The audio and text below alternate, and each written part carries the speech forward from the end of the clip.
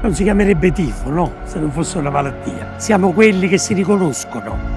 Dovunque nel mondo, ma anche dall'altra parte della terra, due napoletani si riconoscono, si sorridono, si fanno l'occhiolino e poi uno dei due dice: ma sto Napoli?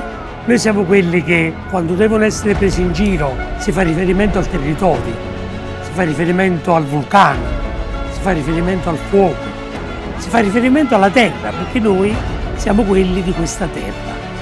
Quindi noi non siamo tifosi di una coppa, non siamo tifosi di una stella, non siamo tifosi di una vittoria.